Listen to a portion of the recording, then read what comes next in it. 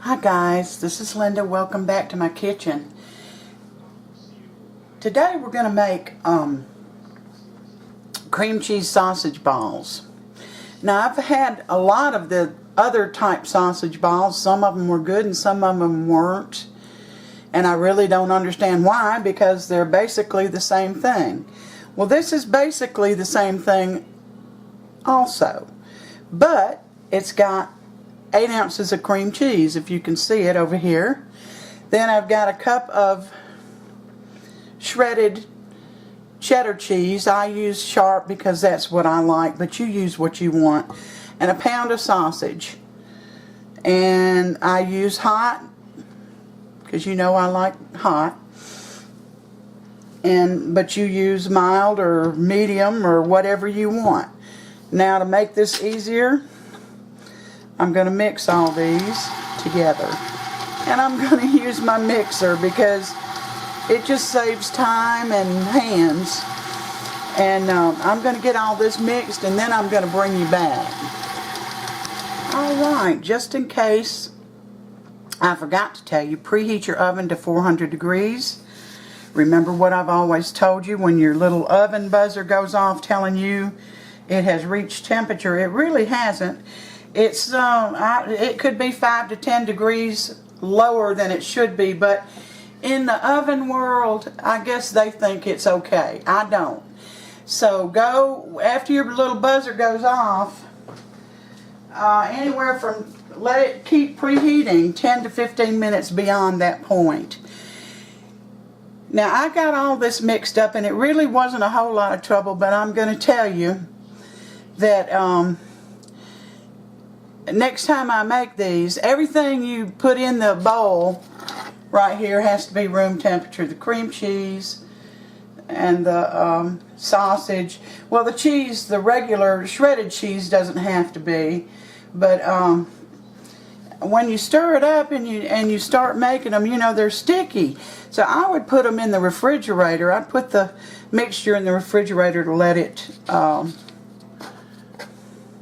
harden up a little bit. It'll be easier to manage. Although this wasn't that hard, but it would have been easier, honestly, if it had been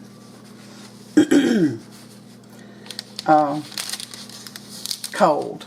Alright, I've got these. I actually used, I'm going to get this out of the way here, I used a little scoop. But if you want to form it with your hands, you better be sure you put it in the refrigerator first. But I mean, you know, hand is fine. Now, I've got some left over, and I'm not going to bake those.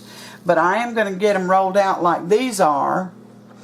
And in the cookie sheet, put them in the freezer and let them freeze, and then put them in a plastic Ziploc bag and right on the outside, 400 degrees, 20 to 25 minutes. But of course, after it's been frozen, you don't want to wait till they thaw out. You just pop them into your 400 degree oven and just wait, I don't know, maybe 5 minutes longer. Let them bake because they're coming from a frozen state. And when these get baked, I'll be back. Hi, we're back. I baked these exactly the 25 minutes, and these were small ones.